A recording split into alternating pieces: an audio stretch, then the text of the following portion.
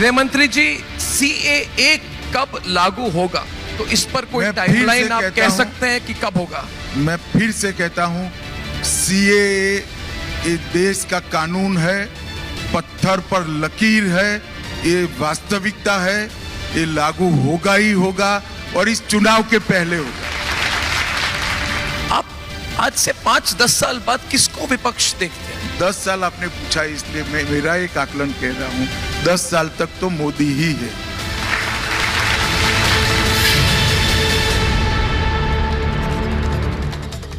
नमस्कार, आप देख रहे हैं महाभारत, आपके साथ मैं हूं सुजाता कुकरेती और आपको बता दूं कि आज महाभारत में खास हेडलाइंस यहां रिपब्लिक समिट से निकल कर आई हैं। रिपब्लिक की वो समिट जो साल की सबसे बड़ी समिट होती है, जिसमें बड़े बड़े राजनीतिक मंच के धुरंधर पहुंचते हैं और वो जो खबरें देते हैं वो देश की हेडलाइंस बन जाती हैं। आज गृह मंत्री अमित शाह रिपब्लिक समिट में पहुंचे थे और उन्होंने बता दिया कि 24 नहीं 29 में भी मोदी ही आएंगे। सबसे बड़ी हेडलाइन आपको बता रही हूं, 29 भी मोदी के नाम है। उन्होंने कहा कि 34 तक कोई वैकेंसी नहीं है, यानी अगले 10 साल, क्योंकि हम यहाँ द नेक्स्ट डेकेड, अगले दशक की बात कर रहे थे, तो उन्होंने कहा अगले 10 साल नरेंद्र मोदी ही है, कि आप उनकी जगह किसी को देखते हैं। और नरेंद्र मोदी आएंगे तो वो बड़े बड़े फैसले भी अपने साथ लाएंगे। बड़ी ब्रेकिंग न्यूज, बड़ी हेडलाइंस आपको आज यहाँ रिपब्लिक समिट से इस महाभारत में लेकर आ रही हूँ और उन पर चर्चा भी करूंगी। हमारे साथ खास मेहमान है। लेकिन आज नरेंद्र मोदी श्रीनगर पहुंचे थे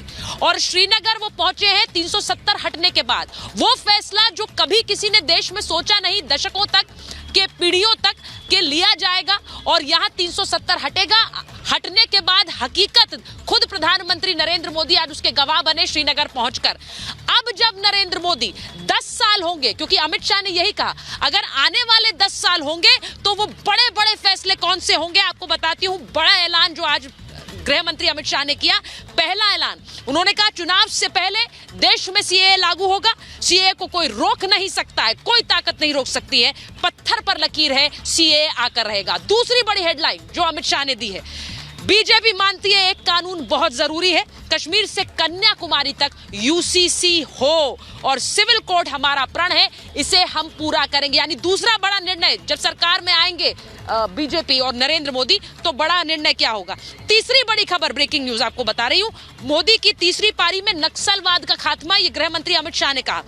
अगले 1 साल में नक्सलवाद मुक्त होगा भारत और हमने आतंक के लिए फंडिंग को खत्म कर दिया है, इसलिए हमें भरोसा है नक्सलवाद खत्म हो जाएगा।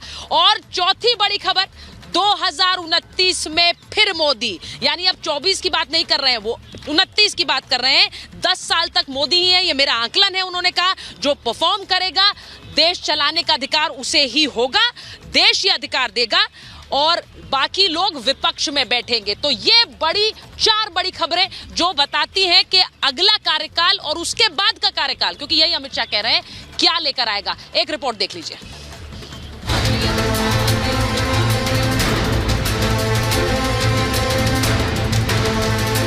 मोदी ऐसे ऐसे काम कर जाते हैं जो विरोधी सोच भी नहीं पाते।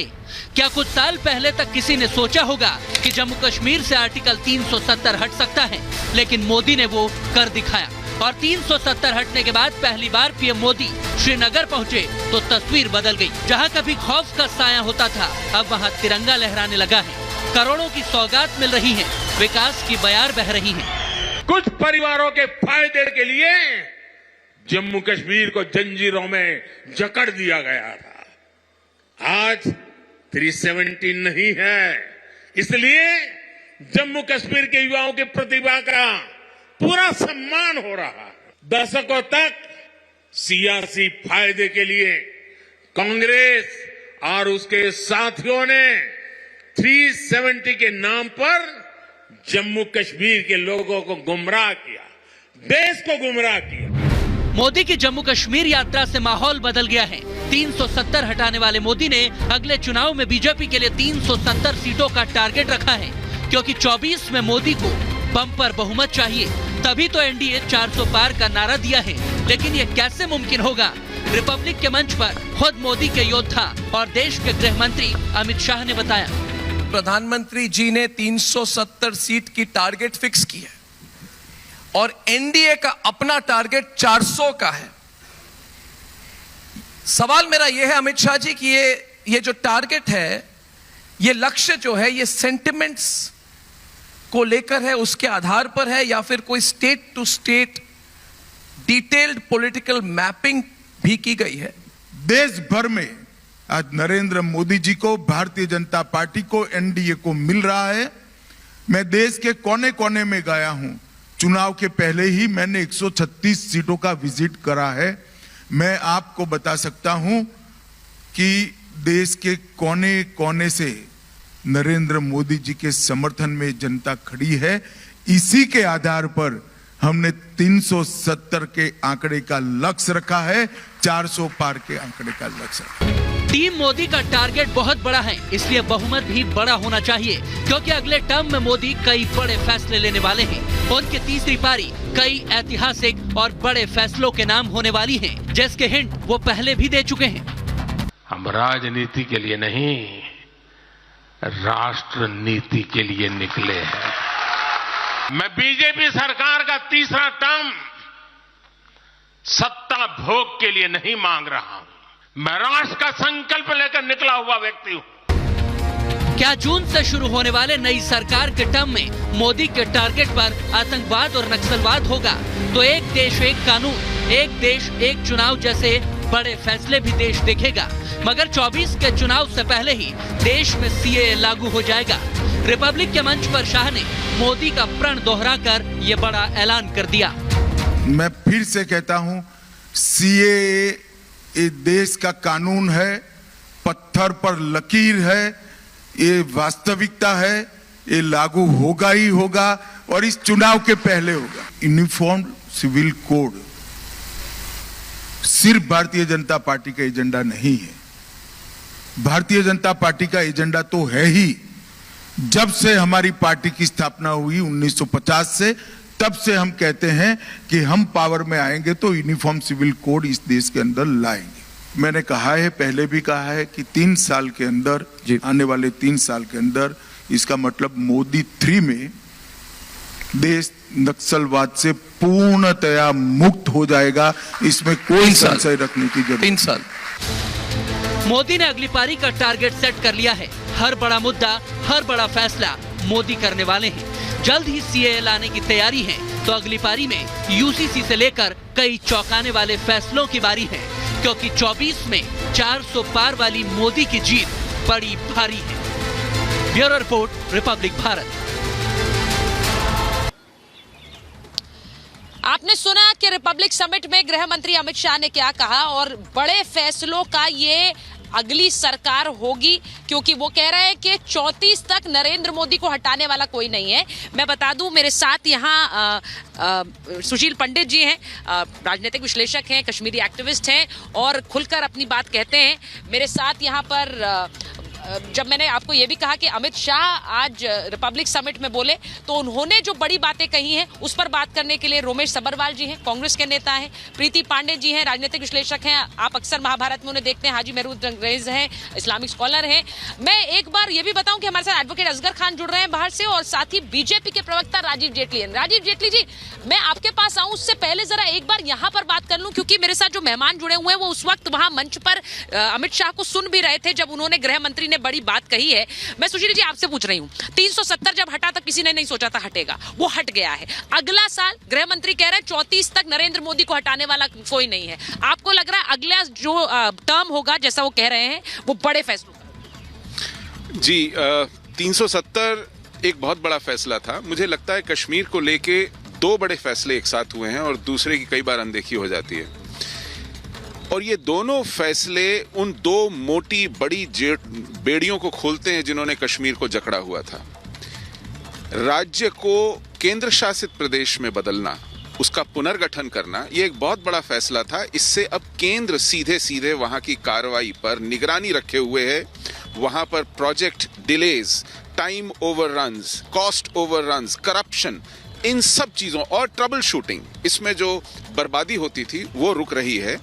तो व्यवहारिक रूप से धरातल पर अगर कुछ होता दिख रहा है 370 हटने के कारण, वो ये भी है कि राज्य का पुनर्गठन हुआ है और अमित शाह का गृह मंत्रालय स्वयं उसको रोजमर्रा की दृष्टि से देख रहा है। और 370 का जाना तो एक सैद्धांतिक रूप से उस व्यवस्था का जाना है जिसने स्वायत्तता के नाम पर वहां एक प्रपंच रचा हुआ था। वहां एक विकृत व्यवस्था जारी थी जो कि जिहाद को कश्मीर सौंपने की तैयारी जैसा लगता था। तो इन दोनों के हटने के बाद कश्मीर ने पिछले 4-4.5 साल में जो देखा है, उससे लगता है कि आने वाला भविष्य इस सरकार को और बड़े फैसले करने की, क्योंकि इससे बड़ा फैसला आप सोच नहीं सकते थे। बिल्कुल नहीं सोच सकते। और इतना बड़ा फैसला ये कई बार एक मनोवैज्ञानिक बाधा बन करके बैठ जाता है अन्य बड़े फैसलों को लेने में, लेकिन ये जो हिम्मत देता है, हौसला देता है, तो अन्य बहुत से बड़े फैसले अब बहुत त्वरित गति से होंगे और ये देश देखेगा, उनकी इंतजार करेगा। बड़े फैसले बहुत त्वरित गति से होंगे उन्होंने कहा है। और आज तो गृह मंत्री ने हिंट दे दी। उन्होंने हिंट क्या दे दी? उन्होंने सीधे सीधे कहा कि चुनाव से पहले सीएए आ रहा है। उन्होंने ये भी कहा हमारी प्रतिबद्धता है यूसीसी के प्रति, नक्सलवाद 1 साल में खत्म। हम अप्रिशिएट करते हैं वो जो कह रहे हैं, पर इसके अंदर कई इश्यूज इन्वॉल्व हैं। कश्मीर की जनता से बिना पूछे आप कश्मीर का फैसला करते हैं, ये देश का डेमोक्रेसी नहीं अलाउ करता। जम्मू कश्मीर के लोगों को, उनकी विधानसभा को बिना पूछे आपने फैसले किए, ये अच्छी बात नहीं है। ये डिक्टेटरशिप की तरफ देश जा रहा है, ये हिटलरशाही की तरफ देश जा रहा है। और मिस्टर अमित शाह भगवान नहीं है। आप कश्मीर को क्या भारत का हिस्सा नहीं मानते? बिल्कुल मानते हैं। नेहरू जी ने करवाया, महात्मा गांधी की हमारी देश की आजादी के समय कितना संघर्ष किया। डॉक्टर तो वो अलग क्यों रहे? उनका अलग संविधान और अलग विधान।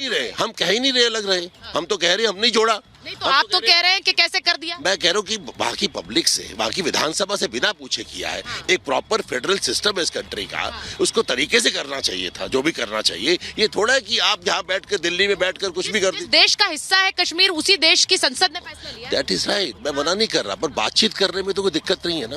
क्या बातचीत भी नहीं हम करेंगे तो अच्छी बात है। मैं तो कह ही रहा हूँ कि अच्छी बात है, मैं तो ये नहीं कह रहा कि नहीं की अच्छा किया। आप तो अभी अब मुझे ये बताइए, तरीका गलत है। वो फैसला सर, वो फैसला हो गया, कोर्ट ने भी कह दिया सही था। ठीक है, मुझे लगता है राजनेताओं को उस पर सवाल ठीक है, अच्छी बात है। We appreciate that. हम स्वागत करते हैं इसका, और क्या कह सकते हैं। नहीं सुशील जी देखिए, नहीं ये थोड़ा उल्टी गंगा बह रही है। 370 देश के संविधान का हिस्सा था। देश के संविधान पर किसी भी तरह का निर्णय लेने का एकमात्र हक भारत की संसद को है। एग्जैक्टली। और वो भारत की संसद ने लिया। कोई विधानसभा देश के संविधान का फैसला नहीं करती है। और ये देश की संसद चुनी हुई है। यहाँ पर डिक्टेटरशिप कहाँ से आई? ये जनता के मत को व्यक्त करने वाली हमारी सर्वोच्च सार्वभौम संस्था है। और इसलिए इसका लिया हुआ फैसला किसी भी दृष्टि से, किसी भी एंगल से कहा नहीं जा सकता कि ये तानाशाही है, किसी ने अपनी मर्जी से कुछ कर दिया। इसलिए कह रही हूँ क्योंकि आज प्रधानमंत्री नरेंद्र मोदी थे वहां, वो श्रीनगर में थे और 370 हटने के बाद पहुंचे हैं। अब ये बात हो रही है कि क्या और बड़े फैसले लेंगे अपने 3rd टर्म में। मैं राजीव जेटली जी एक बार आपसे पूछ लेती हूँ जल्दी से, जरा बताइए। आज अमित शाह ने, गृह मंत्री ने हमारी रिपब्लिक समिट से कहा है कि सीएए लागू होने वाला चुनाव से पहले हो जाएगा। बहुत बड़ी खबर उन्होंने दी है। हाँ सुचित्रा, अगर आप इस बात की तरफ ध्यान दें कि हमने जो भी वायदा किया उस वायदे को हम निभाते चलते हैं।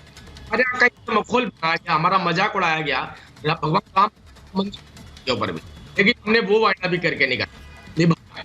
370 एक ऐसा विषय था जिसके ऊपर हो ही नहीं सकता। पूरा देश छोड़िए, सभी राजनीतिक पार्टियां दिखा करके राजनीति करना अपने आप एक बड़ी चुनौती होगा भारतीय जनता पार्टी।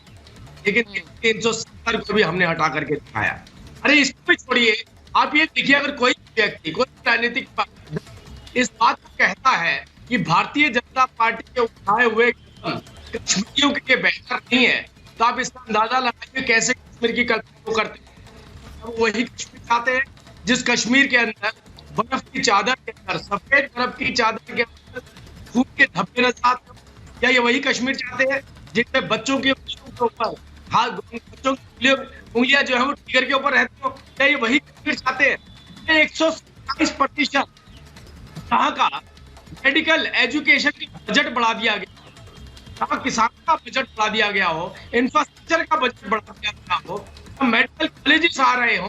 ठीक है राजीव जी, आपकी आवाज नहीं आ रही है मुझे ठीक से। मैं आपके पास वापस आ रही हूँ, आपका ऑडियो जरा क्लियर करा देती हूँ। मैं वापस यहाँ पे आ रही हूँ, आपका ऑडियो ठीक करा के वापस आ रही हूँ। मुझे एक बात बता दीजिए, प्रीति जी आज कहा है सीए पर स्पष्ट बात कही है चुनाव से पहले लागू हो जाएगा, तो अब नो इफ नो बट वो वाली बात है ही नहीं, लागू होने वाला है, चुनाव से पहले होने वाला है। यानी वो तीसरे टर्म का इंतजार नहीं कर रहे हैं, वो ये नहीं कह रहे हमने 2019 में देखा था बड़ा फैसला 370 का जीतने के बाद आया था, यहाँ वो इंतजार नहीं कर रहे हैं।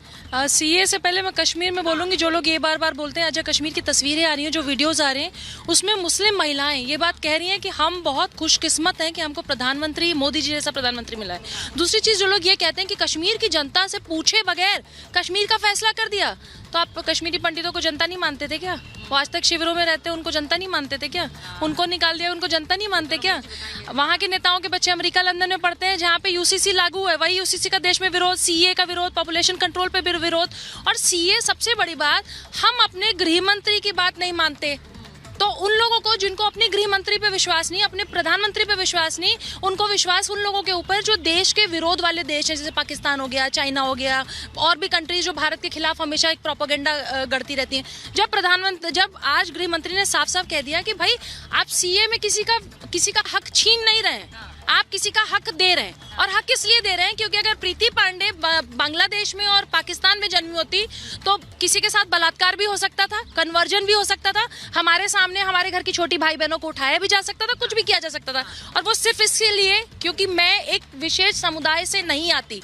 तो अगर ये उत्पीड़न हो रहा है धर्म के नाम पे, तो क्यों नहीं सीए आना चाहिए? आपने कहा 370 के बाद भी भड़काने की कोशिश की गई थी, कोर्ट का फैसला थोड़े दिन पहले आया था कि 370 हटाया गया, बिल्कुल सही फैसला था। हाजी जी, सीए के साथ भी आप लोग यही ऐसा लग रहा है ट्रैजेक्टरी होगी, क्योंकि विरोध करने की तो एक स्थिति पहले से दिख रही है, उन्होंने कह दिया आ रहा है, अब विरोध होगा, या फिर आप लोग ये बात मानकर चल रहे हैं जो गृह मंत्री बार बार कह रहे हैं किसी की नागरिकता नहीं जा रही है, नागरिकता देने का प्रावधान नहीं। जब से सरकार आई है 10 साल होने जा रही है, अगर उनको इतनी जल्दी थी सीए की तो वो उससे पहले भी कर सकते थे। अभी तो चुनाव आयोग की डेट आने वाली है, लोकसभा का चुनाव सर पर है, तो ये ऐसी बयानबाजी पहले चुनाव से पहले करना ये जुमलेबाजी वाली बात होती है। और दूसरी बात हम एक कह रहे हैं, मुसलमान कोई सीए वाले कानून को नहीं मानने वाला है, क्योंकि ये भेदभाव कर रहा है।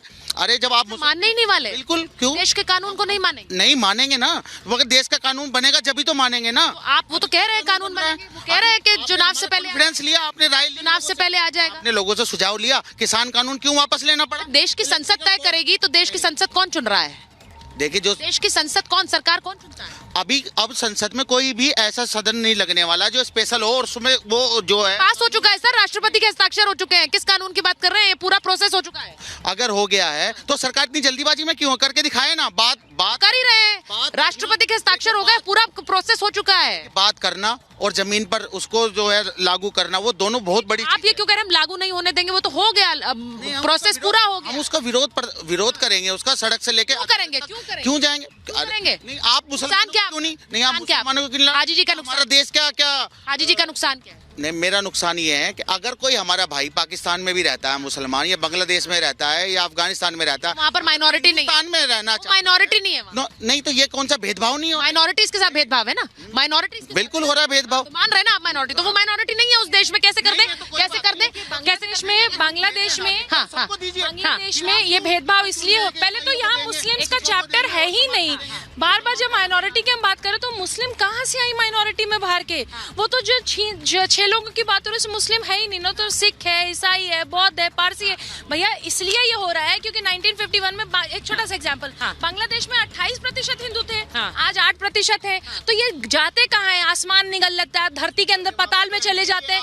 आपके सामने मैं कह रहा हूँ पाकिस्तान में हिंदू हमारे भाई 2 सांसद है। मैं आपको एक आंकड़ा दे रहा हूँ, और हिंदुस्तान में भाजपा की सरकार में और केंद्र में भी सरकार है, उनके राज्यों में भी सरकार है। बताइए कहाँ पर मुसलमान एमपी है, कहाँ पे कोई विधायक है? तो मैं कह रहा हूँ ये टारगेट करने वाला ये इक्वेशन कहाँ से बिठाया आपने? टारगेट करने। अरे भाई एक मिनट, मैं सुशील जी आपसे पूछ रही हूँ, एक मिनट सुशील जी मैं आपसे पूछ रही हूँ, जो भारतवंशी हैं, जब वो बार बार कहते हैं कि भाई अगर जो लोग माइनॉरिटीज हैं इन देशों में, उनका मूल स्वरूप कहाँ से आया है? वो अगर भारत में शरण नहीं ले तो कहाँ ले? और इसीलिए भारत में वो जो जिनको प्रताड़ित किया गया, ये नहीं है कि सबके लिए, जो प्रताड़ित माइनॉरिटीज है वो कहाँ जाएंगी शरण ले?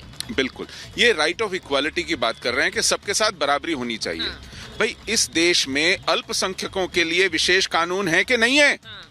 वो वहां पर राइट ऑफ इक्वालिटी कहां जाता है, वहां बराबरी क्यों नहीं आती है? क्योंकि अल्पसंख्यकों को विशेष प्रावधान मिलने चाहिए उनकी सुरक्षा के लिए। ये प्रावधान वहां की सरकारें नहीं देती हैं, इसलिए वहां के अल्पसंख्यक निगले जा रहे हैं, उनकी नस्लकुशी हो रही है, उनका जातीय विध्वंस हो रहा है। 1.5% रह गए हैं पाकिस्तान की जनसंख्या में मुट्ठी भर हिंदू और सिख। अफगानिस्तान में 45 बचे हैं कुल मिला के। किसी का सीना नहीं छलनी होता ये सुनकर। और फिर कहते हैं मुसलमान क्यों नहीं आने चाहिए। मुसलमानों के लिए इस्लामिक रिपब्लिक बना है पाकिस्तान, उन्होंने अपना मुल्क अलग से बना लिया, अब वो उसको वहां से भी कूद कूद के वापस आएंगे। सीएए का विरोध है, यूसीसी का विरोध है, हर चीज का विरोध है, क्यों विरोध है भाई? ये सारी चीजें जो हैं वो एक टारगेट करने वाली चीजें हैं। आप कोई सरकार बनती है, सरकार महंगाई बेरोजगारी पर तो कोई बात नहीं कर रही। उन्होंने कहा था 10 लाख नहीं, 2 अब आप महंगाई नहीं पहले सीएए पर बात कर लीजिए ना। Don't jump the gun. बार बार ये कश्मीर की भी बात कर रहे थे। मैं कह रहा गए थे ना मोदी जी कश्मीर पर, इसलिए बात हो रही है। आज की बड़ी खबर है, बड़ी तस्वीरें आई हैं। कितने जो हमारे कश्मीरी पंडित हमारे भाई थे, आज उनकी वहां पर टारगेट किलिंग हो रही है। वो श्रीनगर छोड़ के वहां पर अपनी जगह रह रहे हैं, उनकी तो कोई परवाह नहीं कर रहे आप लोग। नंबर गणित जानते हैं। जो हमारे सैनिक है वो रोजाना मारे जा रहे हैं। धारा 370 हटने के बाद और अब कोई फर्क नहीं है, रोजाना मर रहे हैं, कोई फर्क नहीं है। बिल्कुल आप जिस तरह की भाषा का इस्तेमाल कर रहे हैं, मुझे लगता है, मुझे दुखद लगता है। नहीं क्यों नहीं होगी, क्यों नहीं होगी, बिल्कुल होगी। मारे जा रहे हैं उनके, हमारे लोगों को टारगेट किया जा रहा है, कश्मीरी पंडितों को। उन पर क्यों नहीं सरकार उनको वहाँ घर बसा? बड़ा अच्छा है हाजी जी। एक मिनट, आज आप ये बात कर रहे हैं कि कश्मीरी पंडितों को टारगेट किया गया। जब इतने सालों तक वो टारगेट हो रहे थे तब चुप बैठे हुए थे, तब कुछ नहीं बोल रहे थे, सुशील जी यहाँ बैठे हुए हैं, इन्होंने बहुत लंबी लड़ाई लड़ी है, क्योंकि तब आप लोग नहीं आए, तब आप लोग समर्थन करने नहीं आए। बताइए ना। देखिए ये बड़ी गजब की बात है। नहीं, ये बहुत अच्छी बात कह रहे हैं, बहुत सही बात कह रहे हैं कि वहाँ आज भी चलिए टारगेटेड किलिंग्स हो रही हैं, एनकाउंटर्स में हमारे जवान अपना बलिदान दे रहे हैं। कौन मार रहा है उन पर गोली? वो बंदूकें कहां से आ रही हैं? ये आतंकवाद जिहाद नहीं है तो क्या है? और इस जिहाद की आप मजम्मत क्यों नहीं करते? आप मरने वाले के साथ सहानुभूति जता रहे हैं, मारने वाले का नाम लेकर के राजी नहीं है। आप जो ये दहशतगर्दी कर रहा है उसकी मजम्मत करने के लिए, उसकी निंदा करने के लिए राजी नहीं है। मरने वाले पर आप गढ़ियाली आंसू बहा रहे हैं। ये दोगलापन अब समझ गई है जनता, दुनिया देख रही है कि आप अपने अंक बनाने के लिए, ब्राउनीज के लिए आप कह रहे हैं ये भी मर रहा है, वो भी मर रहा है, वो भी भुगत रहा है, ये भी भुगत रहा है, इसको नौकरी नहीं, उसको अनाज नहीं है। इस तरह की धमकियां जो हैं, जो जैसा हाजी जी अभी बोल रहे थे। राजीव जी, अगर आप मुझे सुन पा रहे हो, मैं एक बार आपके पास वापस आ रही हूँ क्योंकि आपका ऑडियो दुरुस्त हो गया, मैं उम्मीद कर रही हूँ। हाजी जी यहाँ पे कह रहे हैं हम आने नहीं देंगे सीए, हम प्रोटेस्ट करेंगे, सड़क से लेकर संसद तक हंगामा करेंगे। नहीं, मुझे एक बात समझ में नहीं आ रही है, इनका जो ना आने का उद्देश्य है वो सोचिए क्या हो सकता है। ये उन देशों से प्रताड़ित किए हुए लोग हैं जिन देशों ने भारत को तोड़ करके अपना इस्लाम के आधार पर देश बनाया था। अगर वहां का प्रताड़ित किया हुआ व्यक्ति, अगर हम उसको शरण देते हैं तो उसमें इनको आपत्ति क्या हो सकती है? तो आप ये सोचिए कि अगर ये कहते हैं वो हमारे भाई हैं, वो हमारे भाई हैं, हम उनको यहाँ लाना चाहते हैं, तो वो कौन है जिनको हम लाना चाहते हैं? मतलब वो आपके दुश्मन हुए, आपने उनको मान लिया कि वो हमारे दुश्मन है। जिस आधार पे आपने पहले 47 से बंटवारे के वक्त में उनको वहां से निकाला, क्या आप उनके साथ मिल गए? आपको अपने देश में रहने वाले या हमारे देश के अंदर जो बहुसंख्यक और वहां पे अल्पसंख्यक है, उनके दर्द का अंदाजा नहीं है? आज भी आप उसी एजेंडे पे चल रहे हैं जिस एजेंडे पे जीना चल रहे थे, आज भी आप वही बात कह रहे हैं। अगर आपने उनको वहां सुरक्षा नहीं दी, तो अगर भारत सुरक्षा दे रहा है तो उसके बीच में बाधा बनने वाला कौन होगा? क्या हमारे देश में बैठा मुसलमान? क्या हमारे देश में बैठा मुसलमान ये निर्धारित करेगा कि उनको वहीं पर उसी तरीके से जीने दो, उनकी आजादी छीन लो, असगर खान जी से उनकी महिलाओं के साथ बलात्कार हो? पूछ लीजिए असगर खान जी, जल्दी से जवाब दीजिए।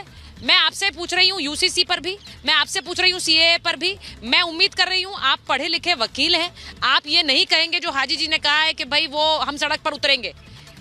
370 के समय में बहुत धमकियां सुनी थी असगर जी। नहीं, मैं उस तरफ नहीं जाना चाहता। अगर उतरना है तो पार्लियामेंट की बात करें, उसकी बात करें, असेंबली की बात करें या आपस की बात करें। हम शोर शराबे और इसके खिलाफ हैं कि कहीं भी उधम किया जाए। लेकिन हाँ, एक बात है कि अभी आप प्रधानमंत्री और अपने होम मिनिस्टर की बात कर रहे, गृह मंत्री जी की बात कर रही थी। देखिए, वो भी इंसान हैं। अगर मान ली उनसे कहीं कोई गलती हो रही है या कोई बात से हम उनकी सहमत नहीं है, तो ऐसा नहीं है कि हम उसको कहें नहीं, हमें कहना चाहिए। और यही तो हमारी डेमोक्रेसी है।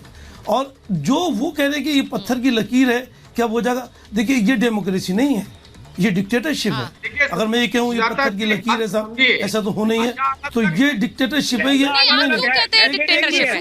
नहीं, असगर खान जी, मेरा सवाल इसलिए है, एक मिनट, अरे साहब सुन लीजिए, ना दूसरी बात मैं एक बार जेटली जी एक बार असगर खान जी से बात कर रही हूँ। असगर खान जी, आप डिक्टेटरशिप जब बार बार कहते हैं, हाजी जी भी कह रहे थे, मुझे ऐसा लगता है अगर कोई सरकार चुनकर आ रही है, जनता के वोट से आ रही है, तो वो डिक्टेटरशिप कैसे है सर?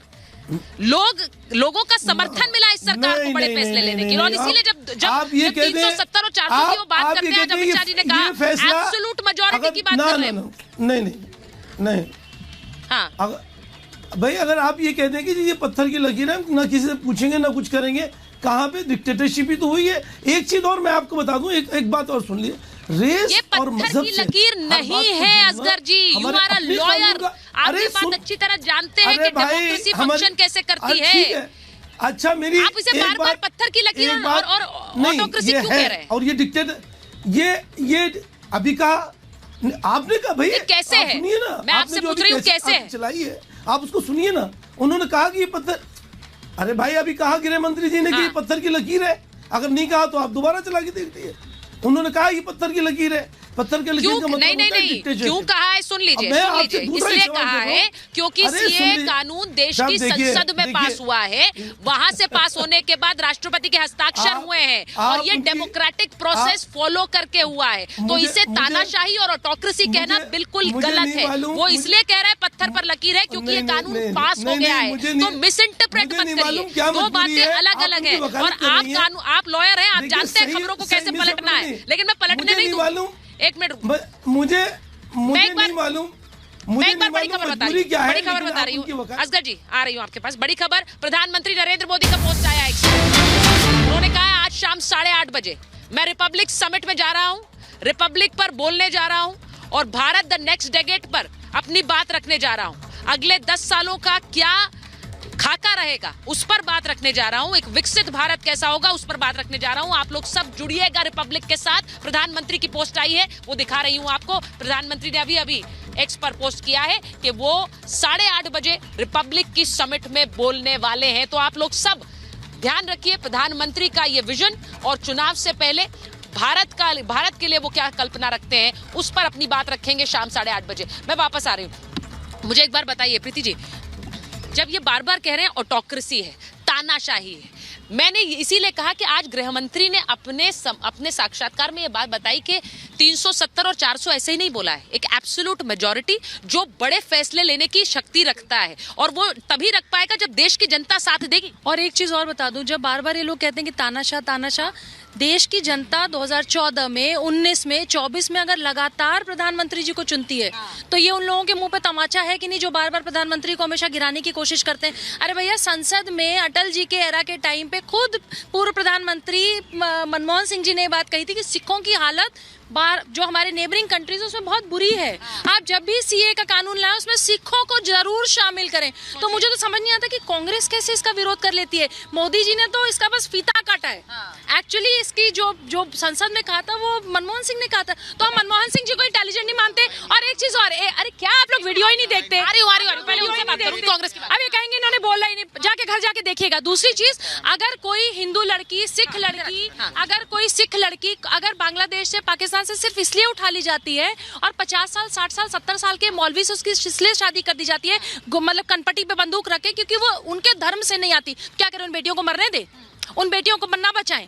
मतलब सीए आज की कोई चीज नहीं है, तो पहले की चीज है जो पहले। विरोध आप विरोध के नाम पर कर रहे हैं, वो कह रहे कांग्रेस ने नहीं रखी थी, मनमोहन सिंह ने रखी थी। हम नहीं विरोध कर रहे, मेरा ये कहना है कि आपके प्लेटफॉर्म पे होम मिनिस्टर ने मिसगाइड किया है इसके अंदर। कैसे किया? मैं बता रहा हूँ। उन्होंने कहा करोड़ों लोग, करोड़ों तो है ही नहीं, हजारों होंगे, झूठ क्यों बोलते हैं? कैसे हजारों लोग वोट देंगे तो सरकार? ना वोट की बात नहीं कर रहे, वो कह रहे करोड़ों लोग सीए के जो बेनिफिशियरी होंगे, करोड़ों लोग कहाँ से आ गए? उन्होंने करोड़ों नहीं बोला, आप देखिए, करोड़ों नहीं कहा, बोला है, मैंने करोड़ों नहीं कहा, मैंने खुद सुना है। हजारों लोग हैं, सिर्फ 1000 लोग, कुछ 1 लाख से भी नीचे लोग। तो आप खुश रहिए ना, हम तो बना नहीं कर रहे, अच्छी बात है, पर अभी क्यों हो रहा है? पहले करते, जब आए पहले कर चुके हैं सर, पूरा प्रोसेस तो खत्म हो गया। अच्छी बात है, नोटिफाई कर दें, वी अप्रिशिएट दैट, हम स्वागत करते हैं। तो प्रीति जी कह रही है कि कांग्रेस नहीं किया, तो हम तो स्वागत कर रहे हैं। मैं तो खुद विक्टिम हूँ। नहीं आप, लेकिन फिर सीए के विरोध में बात उतरने की बात, हम तो खुद विक्टिम है। काली पट्टी पहनकर संसद में विरोध करने वाली कांग्रेस पार्टी थी। नहीं, हम तो खुद विक्टिम रहे हैं। देश जब आजाद हुआ, हम भी तो माइग्रेंट्स हैं पंजाब से। मोदी जी तो नहीं थे, अमित शाह तो नहीं थे, हमारे दादा भी, हमारी दादी भी, हमारे पिताजी भी, हमारी माताजी भी उठ कर आए हैं। काला पट्टा पहन के संसद में विरोध क्यों? वो जो विरोध उस समय किया होगा, कुछ बदल गई है। नहीं, सोच नहीं बदली है, मेरा ये कहना है। कांग्रेस की सोच बदल दी? नहीं, एक मिनट। मोदी जी ने कांग्रेस की सोच नहीं बदली, मोदी जी खुद कांग्रेस मोदी बन रहे हैं। अच्छा, अरे जेटली जी जवाब दीजिए भाई। नेताओं को ले जा रहे हैं हमारे। अच्छा ठीक है, जेटली जी जवाब दीजिए। जेटली जी को आवाज आ रही मेरी, जेटली जी जवाब दे दीजिए जरा, सुना आपने? छोड़ ही नहीं रहे हमारा कांग्रेस का ना, उनको दूसरे तरीके भी तो देख सकते हैं, वो कांग्रेस छोड़ रहे हैं, नेता कांग्रेस छोड़ रहे हैं। ईडी सीबीआई बीजेपी ऐसे क्यों देख रहे हैं? नेता कांग्रेस छोड़ रहे हैं, टाटा बाय बाय कर रहे हैं। मैं कह रहा हूँ टाटा बाय बाय क्यों करेंगे, वो तो ईडी सीबीआई करवा रही है। भाई राजीव जी, जो 400 सीट का लोगों को खींच कर आप ले जा रहे हैं, 400 सीट का ढिंढोरा पीट रहे हैं। ईवीएम मैंने हाईजैक है इनकी, ईवीएम हैक है इनकी। ये भगवान है, ये भगवान है। 400 आ जाएंगी, इनकी गिनती ईवीएम के अंदर ऑलरेडी। ठीक है, बोलिए। छोटी सी बात का ध्यान दीजिए मेरी तरफ। क्या है कि एक ही ऐसी राजनीतिक पार्टी है जो तीसरे टर्म में कह रही है हम हर बार ज्यादा सीटें लेंगे। मैंने 2014 में जो हमने ली, 2019 में हमने उससे ज्यादा क्लेम किया और ज्यादा लेकर के दिखाई। 2024 में हमने कहा कि हम उससे भी ज्यादा लेंगे, और हमारा एजेंडा तो अगले 10 साल का और है। अगर उसकी भी पूछना चाहते हैं तो हम वो भी बता देंगे। रही ईडी सीबीआई की बात, तो अभी देखिए जिसका शीर्ष नेतृत्व ही ईडीआई सीबीआई की वजहों से प्रताड़ित हो, जो इनकी नजर में प्रताड़ित है, जो जवाब न दे पा रहा हो 2000 करोड़ रुपए का घोटाले का, आप ये सोचिए कि उसकी नीचे वाले लोगों की हालत कैसे होंगे। अगर भारतीय जनता पार्टी में आस्था रखते हुए लोग भारतीय जनता पार्टी को ज्वाइन करें, ये भी कहते हैं कि 24 में आप लोग आ जाएंगे तो पूरा ही विपक्ष साफ कर देंगे, आप पूरा ही विपक्ष साफ कर देंगे, ऐसा भी करेंगे क्या? आप अभी तो जहां पर राहुल गांधी खड़े हैं, अगर वो देखेंगे पीछे मुड़ के तो उनको एक भी अपनी पार्टी के अंदर नजर नहीं आ रहा है। उनको खुद को मालूम है कि मैं अकेला रह गया हूँ और अपनी लड़ाई मुझे खूब लड़नी पड़ेगी। जो लोग के भ्रष्टाचार के पक्ष में दिल्ली की सड़कों पर लेकर आकर के उनके राज्यों के लोगों ने उन मुख्यमंत्रियों को भी हटा दिया है। वही अशोक गहलोत देखिए दिल्ली की वो बड़ी इंटरेस्टिंग बात कह रहे हैं राजीव जेटली जी, आपसे बता दूं स्टूडियो में वो कह रहे हैं कि राहुल गांधी अपने पीछे देखेंगे तो उन्हें पता चलेगा वो अकेले ही खड़े हैं, कोई है ही नहीं उनके साथ। उनको ऐसा लगता है, तभी तो अशोक चौहान को ले गए आप, तभी तो मिलन डेओरा को ले गए, ईडी सीबीआई के माध्यम से तो हेमंत को ले गए आप। अरे आप कितना ले जाओगे, ले जाओ। आपने सुना था हेमंत बिस्वा शर्मा को स्टेज पे पूरा सुना, ले गए, ऐसा लग रहा है आपको सुनकर? डेफिनेटली ले गए, वो राहुल गांधी के लिए बड़े प्रेम से बात। मैडम मेरा प्रोडक्ट है वो, I was president of the NSU। एक बात बताइए, वो प्रेम को जितना जानता हूँ आप नहीं जानती। नहीं मैं नहीं जानती, मैं आपकी बात मान ली। वो जिस तरह मंच पर बोल रहे थे, उसको कितना पीड़ित किया है लोगों ने शारदा स्कैम के अंदर, उसका जमीर जानता है। अच्छा, आज भी वो अंदर से कांग्रेस हाथ रखता है, अशोक चौहान भी रखता है। उनको किसी ने मजबूर तो नहीं किया कि वो राहुल गांधी के बारे में वो उस तरह से बोले जैसे वो बोल रहे थे मंच पर? क्यों नहीं बड़ा नेता बनेगा कांग्रेस मोदी पार्टी का? अच्छा, मोदी जी को तो पार्टी का नाम चेंज करके कांग्रेस मोदी कर देना चाहिए। अच्छा ठीक है, ये वाली जो सोच है कांग्रेस मोदी कर देना चाहिए। मैं एक बार इस पर वापस आऊंगी, लेकिन coming back to the point के नरेंद्र मोदी आके तीसरे कार्यकाल में बड़े निर्णय लेंगे, उसमें हम सीए की बात कर रहे हैं, यूसीसी की बात कर रहे हैं। हम मुझे ये बताइए हाजी जी, मुझे इस बात से थोड़ी पीड़ा होती है जब आप बार बार ये कहते हैं हम सड़क पर उतरेंगे।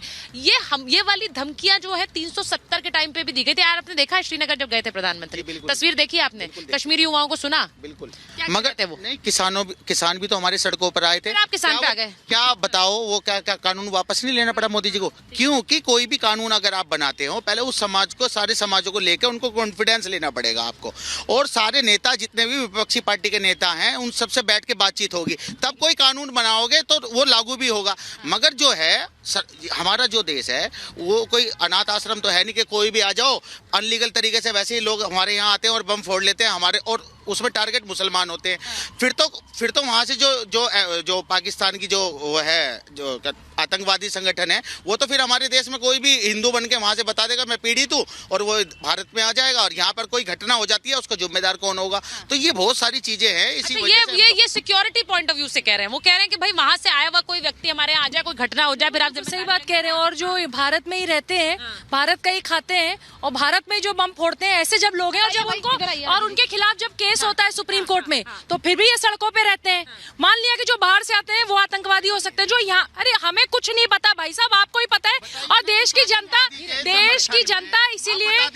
जनता इसलिए 2014 में आपको जवाब दे चुकी, 19 में जवाब दे चुकी, 2024 में भी जवाब देगी। अब जब 24 में हारेगी तो पता क्या कहेंगे, ईवीएम हाईजैक था। इनके पास बस एक ही चीज है, ये वाला बहाना। ये बार बार जो कह रही हैं कि वो बात है, देखिए सारी चीजें हैं, मगर हमारी सरकार का काम है ऐसे समय पर चुनाव के जो लास्ट स्टेज आ गई, अब 10 साल में आपके पास था मौका, आप करते नहीं करा आपने। मगर ये चुनाव के समय में सामाजिक जो ध्रुवीकरण है समाज में, समय किया, क्यों आप कह रहे हैं एंड समय पर किया? नहीं, ये एंड समय पर क्यों किया? इसकी टाइमलाइन तो देखिए कब का हो गया। ध्रुवीकरण नहीं है, नहीं करते। कैसे? पार्टी जब लोग महंगाई और बेरोजगारी की बात कर रहे हैं, किसान रोडों पर हैं, महिलाएं रोडों पर हैं, अनएम्प्लॉयमेंट में देश, और महंगाई में तो हाईएस्ट 45 साल के उस पर है, उस पर तो कोई चर्चा नहीं हो रही। सीए की बात हो रही है, अरे सीए जरूरी है क्या? लोगों को रोजगार जरूरी है या महंगाई कम होनी चाहिए? ये असली मुद्दे हैं हमारे भारत देश के, ये कोई मुद्दा नहीं है। मगर क्या, अच्छा मैं एक बार राजीव जी से 15 साल की लड़की को उठा के उसका बलात्कार करते हैं, वो मुद्दा नहीं है हमारा। उसको वहाँ पे मुस्लिम ना होने के कारण सिर्फ हिंदू, जैन धर्म, पारसी, बौद्ध होने के नाते, एक मिनट रुक जाए, आप कहाँ से बात करते हैं? इनको आंकड़े नहीं पता या बोलते नहीं है? आप गए नहीं है क्या कश्मीर? गिरजा टिक्कू को नहीं जानते क्या? बांग्लादेश पाकिस्तान की बात क्यों कर रहे हैं? गिरजा टिक्की की बात नहीं जानते आप? जानते हैं ना सामूहिक गैंग रेप करने के बाद उनको, सामूहिक गैंग रेप के बाद किस तरीके से उनको जिंदा आरी में काटा गया था? मजाक है क्या? 2002 में क्या मुसलमानों को नहीं मारा गया क्या? 84 में दंगे में जो है सिखों को नहीं मारा गया? आप जो है एक बात ले आती हैं कि मुसलमान मारने वाले। अच्छा एक मिनट मैं एक बार, अच्छा मैं सुनिए नहीं, देखिए वो नैरेटिव नहीं, हर चीज में मुसलमान। अच्छा मैं एक चीज, एक और इंटरेस्टिंग पॉइंट बोल रही हूँ मैं, एक और इंटरेस्टिंग पॉइंट पूछ रही हूँ। आज अमित शाह जी ने कहा, सुनिए, आज अमित शाह जी ने कहा कि अब 24 नहीं, अब 29 में भी मोदी हैं, अगले 10 साल तक, क्योंकि जो काम करेगा वही आएंगे। नहीं, अब आप अगर 400 पार आते हैं जो वो प्रेडिक्ट कर रहे हैं, इसको आप डेमोक्रेसी कहेंगे और ऑटोक्रेसी करेंगे, जैसे ये कह रहे हैं? ऑटोक्रेसी कह रहे हैं। खिसियाहट पे क्या कहा जाए। देखिए, जिस तरह से ये चुनाव जा रहा है, बहुत लोगों ने ऐसा कयास लगाया है कि इसका निर्णय क्या आने वाला है, ये दिख ही रहा है। और जिस तरह ये सरकार लगातार बहुमत प्राप्त कर रही है, कोई बड़ी बात नहीं है कि 29 में भी इसी तरह की परिस्थितियां हों। जिस बात को एंटी इनकम्बेंसी कहा जाता था, वो इस देश में अब प्रो इनकम्बेंसी की तरह एक बहुत बड़ा फैक्टर बन रहा है। लेकिन कुछ बातें इन्होंने जो कही कि कांग्रेस हमेशा अब सीए के साथ रही है, मैं आपको बता दूं, 12 दिसंबर 2019 को संसद ने पास किया, 13 दिसंबर को राष्ट्रपति ने मोहर लगाई, 15 दिसंबर को श्रीमती सोनिया गांधी रामलीला मैदान में भाषण में कहती हैं कि सड़कों पर आ जाओ, ये आर पार की लड़ाई है, अगर नहीं निकले तो कल बचाने को कुछ नहीं बचेगा। उसके बाद शाहीन बाग जैसे तमाशे होते हैं और दंगे होते हैं दिल्ली में फरवरी के। तो ये ज्ञानोदय कब से हुआ कि सीए के खिलाफ तो हम है ही नहीं? ये तो बहुत ठीक सी बात है। तो कम से कम पारदर्शिता रहनी चाहिए, सैद्धांतिक निरंतरता रहनी चाहिए, शुचिता रहनी चाहिए राजनीति में, वरना वही होगा जो आप कह रहे हैं कि हमारे नेता जा रहे हैं, हमारे नेता आ रहे हैं। मुझे केवल 2 बातें कहनी है जिसके विषय में इस सरकार को कुछ करना चाहिए। 2019 में सीएए पास हुआ है, अब तक नोटिफिकेशन क्यों नहीं आया? इतना हमने, और आपने मौका दे दिया कि वहां विपक्ष कह रहा है कि आप चुनावी फायदे के लिए। बिल्कुल। तो कई बार इन बातों का जवाब देना पड़ता है कि आपने 4-4.5 साल किस बात का इंतजार किया। और दूसरी बात, प्रधानमंत्री कश्मीर में गए हैं, कश्मीरी हिंदुओं के विषय में एक शब्द अब बोलना भी उसका भी मोहताजी हो गई है। हम अभी भी विस्थापित हैं अपने ही देश में, 35वां साल चल रहा है। कहाँ तो तय था चरागा हर एक घर के लिए, कहाँ मयस्सर नहीं चराग शहर भर के लिए। पूरा समुदाय आज भटक रहा है और हम एक नीति का, एक व्हाइट पेपर का इंतजार करते करते तरस रहे हैं। तो इस सरकार से जहाँ बहुत सी उम्मीदें हैं, बहुत सी अपेक्षाएं हैं, वहाँ कुछ छोटी मोटी शिकायतें भी हैं, जरा इस पर भी ध्यान दीजिए, गौर कीजिए। मैं एक बार जरा अमित शाह का वो बयान चलाना चाहती हूँ, चेतन जरा आप सुन लीजिए। वो अमित शाह ने जो आज सीएए पर बोला है, आज जो उन्होंने यहाँ इस मंच से बोला है, जरा एक बार मैं चलाना चाहती हूँ, क्योंकि मुझे लगता है आज की सबसे बड़ी हेडलाइन उन्होंने यहाँ पे दी है, उस पर चर्चा तो हो रही है, लेकिन जरा एक बार बयान सुन लीजिए, क्योंकि यहीं से रिपब्लिक समिट से ये बड़ी खबर उन्होंने दी। बंगाल में ही नहीं, पूरे देश में गृह मंत्री जी, सीएए कब लागू होगा?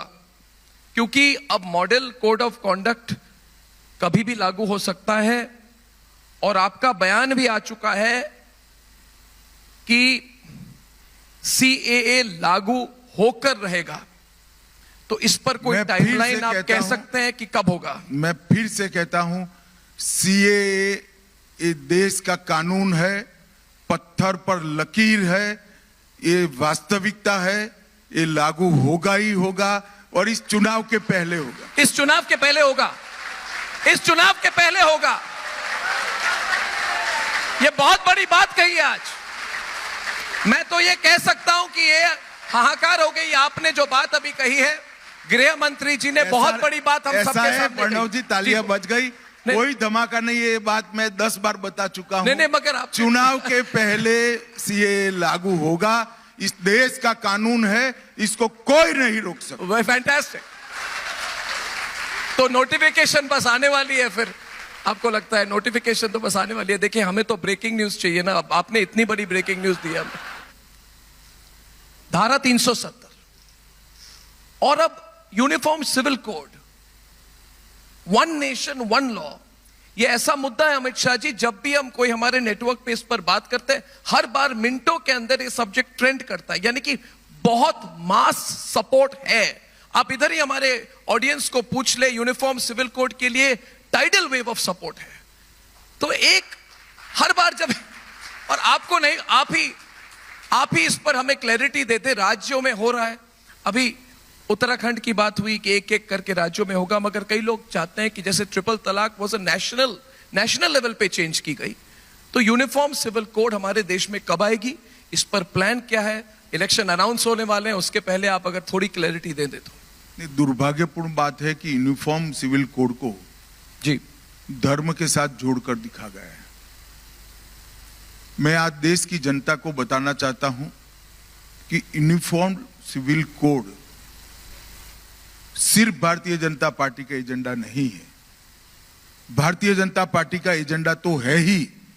जब से हमारी पार्टी की स्थापना हुई 1950 से, तब से हम कहते हैं कि हम पावर में आएंगे तो यूनिफॉर्म सिविल कोड इस देश के अंदर लाएंगे। परंतु संविधान सभा ने भी आर्टिकल 44 में आर्टिकल 44 में डायरेक्टिव प्रिंसिपल्स फॉर स्टेट में ये कहा है कि इस देश के विधानमंडल और संसद उचित समय पर यूनिफॉर्म सिविल कोड को लागू करेंगे।